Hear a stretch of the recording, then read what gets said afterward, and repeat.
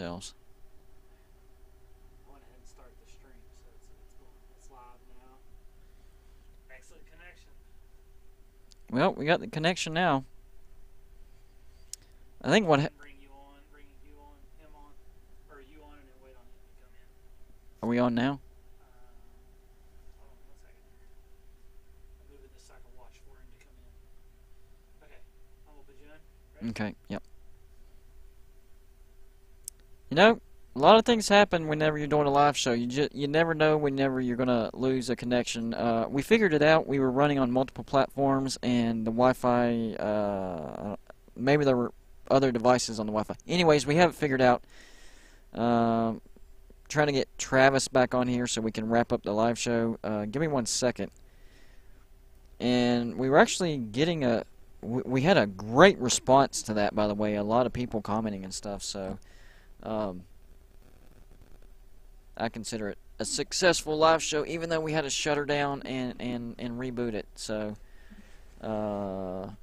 if we can't get Travis on here in the next few minutes, here we go. We're bringing him on now. Stand by.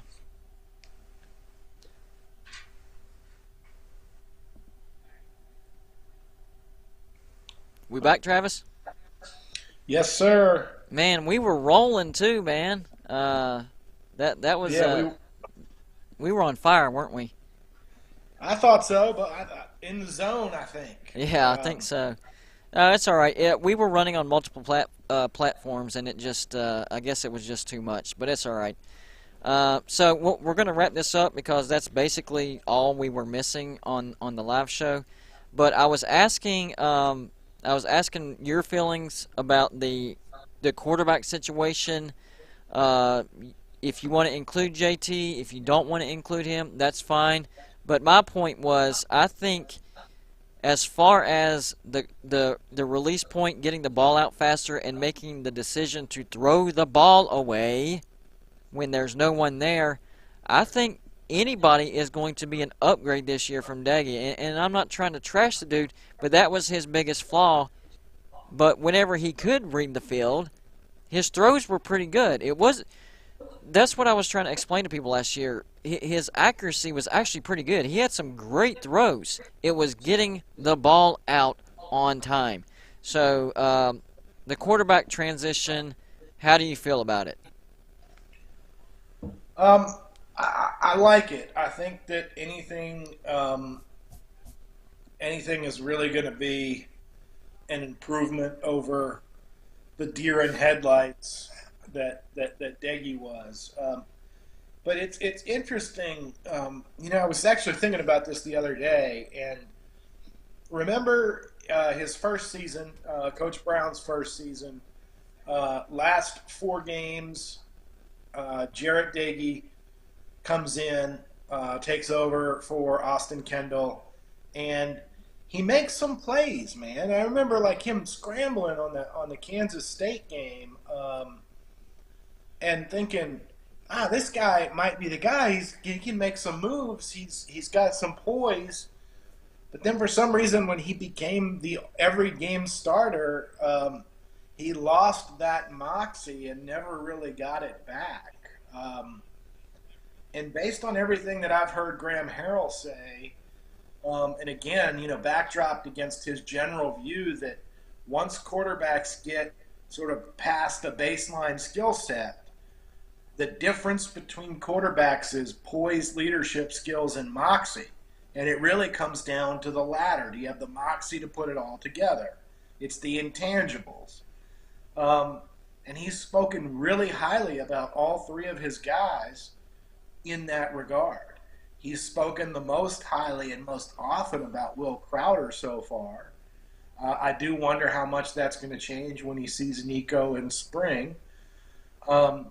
So I like Nico and Crowder to really sort of compete with each other. I don't think you count out Garrett Green completely, but you're right. He's sort of the opposite of Daggy in that he is deer in headlights, but he does it with his feet instead of throwing the ball into coverage, which I guess is probably a better outcome, except he did fumble the ball several times where that's when Coach Brown grabs him by the collar and says, "You can't do that." And you see him yelling on the sidelines. I know some fans were like, "How come, Green gets to make one mistake and Day gets to make 100?" But at this point, I think Brown knew it was Diggy's last season, and he's like, "Green, maybe I can get through to him. He's got some more years left with me." Yeah. Um, so I like it. I think I will like it a lot more if we get JT Daniels, because the one thing we're missing in that room is experience, and an experienced leader for Nico and or Crowder, whichever of those two sort of becomes the heir apparent. And I think it'll be Nico. I agree with most people on that. Having a veteran leader for at least a year to sort of show them the ropes and have somebody to learn under at this level would make a world of difference going forward. But I like it either way. I think it's gonna. You really can't get much worse than the production of the last couple of years. Yeah. And one thing I'll say, I was actually going to say this first. When you were talking about quarterbacks, I was looking back at my notes on Pro Football Focus grades just to make sure I was right about something I said earlier about Nick Troy Fortune. And for the whole season last year, 2021, Pro Football Focus, our second highest graded defensive player of the entire year was Charles Woods, who graded at an 82.3, which is really high. Our fourth to last player on the PFF season-long grades was Nick Troy Fortune with a 50. It's not going to be difficult to grade higher and play with more productivity than Nick Troy Fortune. So, listen, I hate losing a starter as much as anybody else, and I know it sounds like an after-the-fact justification, but, by the way, our sixth highest graded defender, granted he played fewer snaps, was Andrew Wilson Lamp at 76.9. Yep. So I think we're still in good hands in that. I agree, and I'm glad you pointed that stuff out because I didn't have the stats in front of me, so you're the guy for that stuff. So you kind of backed up what we've been saying as far as, honestly, the only reason that West Virginia fans were freaking out about Nick Troy Fortune entering the transfer portal is because he started games. I mean, he wasn't really that good of a player. He gave us, he ate snaps. He was on the field. But like you just pointed out, his grade not very high at all. And it wouldn't take much for a replacement to grade higher than him. And that still wouldn't be all that good. We don't just want somebody to come in and grade higher than him because that's not a good grade. We want somebody to come in and grade much higher than him because that's not a good grade at all. And that's why I didn't freak out whenever Nick Troy Fortune went in the transfer portal because I didn't focus on, the fact that he started games because, he got injured, missed the last portion of the season. Woods comes in, and the cornerback position actually looks better. So, yeah, I'm really glad that you looked that up because that says it all. That's what we've been trying to prove, and so I 100% appreciate that. That is awesome. And I do agree with you with the quarterback position. With Daggy, it was weird because Austin Kendall, man, when he threw one interception, he threw 4 interceptions. But then he'd had games where he didn't throw any interceptions. So it was all or nothing with Austin Kendall. In comes Jarrett Daggy, and he looks like he's the guy, like you said. But then it looks like once he's the starter, it was too much responsibility. It's like he caved under the pressure. He turned into a different quarterback. So maybe him transferring to Western Kentucky is going to make him, shine again because he's not going to have the pressure that he had at West Virginia. I think that's the biggest thing that got Jarrett Daggy was the pressure and the volatility. I'm going to be honest, the volatility of Mountaineer Nation.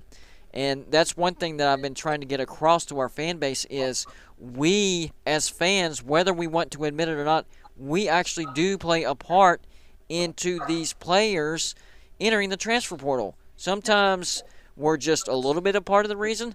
Maybe sometimes we are the reason. So we need to make sure we don't do these knee-jerk reactions and make sure we actually know what we're talking about before we make those reactions. Now, sometimes it's warranted, sometimes it's needed, but we need to make sure. I was taught this by my parents. Whenever you get angry, walk away for a little bit. Because when you react in anger, you're going to say something or do something that you're going to regret. Same thing goes with our football team. Whenever we have a bad loss or our player has a bad game, walk away for a little bit. Take a day off from West Virginia football before you react.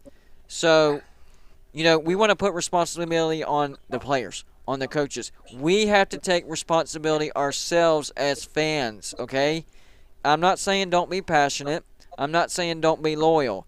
But my gosh, we need to keep ourselves in check when it comes to knee-jerk reactions. But that's all I'm going to say about that because I don't want to bash Mountaineer Nation. I love Mountaineer Nation, one of the most loyal, passionate fan bases out there. But we can have an effect on players wanting to leave West Virginia just as much as we can have a factor in them wanting to stay. So we really need to watch it. We do have some responsibility on that front. So hopefully, what I'm hoping, the reason I said that is if we don't get JT and Nico wins, hopefully our fan base has a little bit of patience with him because he is a true freshman. They are calling him a freshman phenom, yes, but he's still a true freshman. So we're going to need patience for him to develop. So, one last scenario before we get off here. Let's say we don't get JT Daniels. Nico wins the starting job. How many games do you think it would take for him to be the Nico that we think he is? I think it'll probably take about half the season. Maybe a little bit sooner, but that's sort of my over-under middle number is, I'll say 5.5 games. And I'll take the slight over. Yeah, I would agree with that. But I still think he could get with Pitt, I hate to admit it, but Pitt's a good team. I know they replaced their quarterback, but Keaton Slovis, I mean, he's a pretty good quarterback. So I would say that we could beat Virginia Tech, but I'm not sure about Pitt because of the learning curve. Did you see, by the way, that Florida's quarterback Emory Jones entered the portal today? Yes, I did. I was actually talking to Joey about that earlier, and he was like, well, if we don't get JT, should we go after Emory? I'm like, I don't know about that because he's kind of had the same issues as not just Jarrett Deggy or just Garrett Green, but both of them combined, getting rid of the ball quickly and pulling the ball down too quickly. So I'm not sure how I feel about, who should go after Emory Jones. Where do you think he fits? I'm not sure. I mean, he is more of his recruiting profile dubs him as a pocket passer, and that's a lie. That couldn't be anything further from the truth because, just pulling up the stats, 143 rushes for 759 yards this past season. Yeah. That's not a dual threat. I mean, that's not a pocket passer. That's a dual threat. Somebody flat out lied, didn't they? Yeah. And 19 touchdowns to 13 interceptions. I don't think I like that ratio very much. Nope. I'd pass. Maybe a pass on that. Yeah, that's a hard pass for sure. But I feel pretty good about it, and I'm not, you know this about me. I'm not one to quick react or overreact. I actually feel pretty good about JT Daniels, man. I do too. Hey, even Brad Smith himself, he feels good about JT Daniels. That's saying something right there.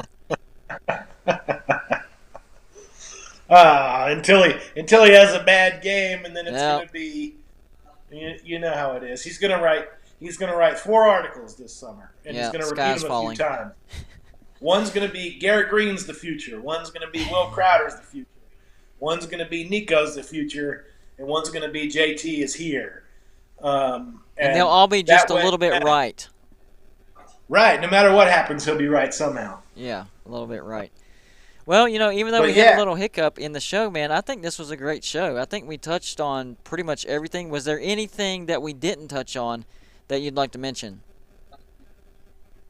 no, I think I think my closing remark probably matches yours. That I think our fan base takes a lot of pride in its influence on the game, and I hear fans sort of retort to the thing that you just said, which is something that I say a lot, by saying, well, if they can't handle the West Virginia fan base, how are they going to handle any other fan base? And yeah, exactly. That reaction, you sort of putting your head down. Um, we pride ourselves, and one of the reasons we talk about how we're such a loyal and passionate fan base is that we are the only show in town. Yep. There's nothing else. There's not a lot of other distractions available, not a lot of for the players in Morgantown, and there's not a lot of things for us to focus on except for our beloved Mountaineers.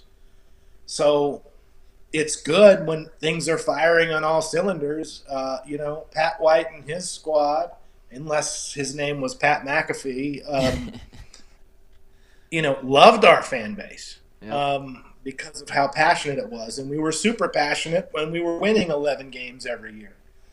Um, the dark side of it is when we win 6 games a year,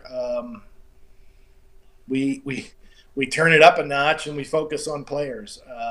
Yep. And that's just not. These guys are developing young kids and athletes, and I know that they're asking for attention, and they're asking for money, and they're asking for things that you may have feelings about whether they should have it or not. But we do, if we want to consider ourselves an active participant in this program, which most fans do, and they certainly act not in a bad way, but act entitled to see the Mountaineers play well, then we have to recognize our part in it. And that's part of why people are looking for these sound bites, I think, Yep. because they not only do they want one quick fix reason for why these things are happening, but they want the finger pointed away from themselves. Exactly. We do bear some responsibility, and we are all guilty of it, and it's human nature. And I'm not saying anyone's bad for being feeling that way. But your advice, the 24-hour rule, just take a second.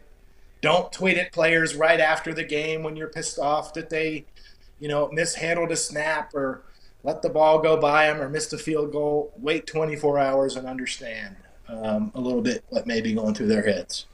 How about this for a closing remark to Mountaineer Nation? Influence the game, don't influence the off season. I like it. That's a soundbite. That's it right there. I might actually turn that into merchandise. Yeah, Anyways, good. we're all right. Well, you know what? I appreciate you coming on, man. We kind of, we were trying to work around everybody's schedule, and we kind of just threw this together. But I think it came out pretty good, other than that one hiccup, which things happen. Tell everybody where you are, where they can find you, and we'll get out of here. Yeah, I'm Travis Kenobi at Last Word on College Football. I've been writing for the Mountaineers this is going into my 6th season, and I do some national coverage stuff on the transfer portal and NIL. Just Google Travis Kenobi. Name's on the screen there. That's how you spell it. Last Word on College Football, and you'll find my stuff pretty easily. There you go, guys. Cheers, ears and ears. Always. Let's go, Mountaineers. And there's Travis Kenobi, and of course, you know me, Golden Blue Dude. If you haven't already, go check out my YouTube channel and subscribe. We're over 5,000. But that's going to do it for us. We're going to wrap it up, and thanks for stopping by, and we'll see you on the next live show. Yeah. All right. Take care, Chris. See you, Travis.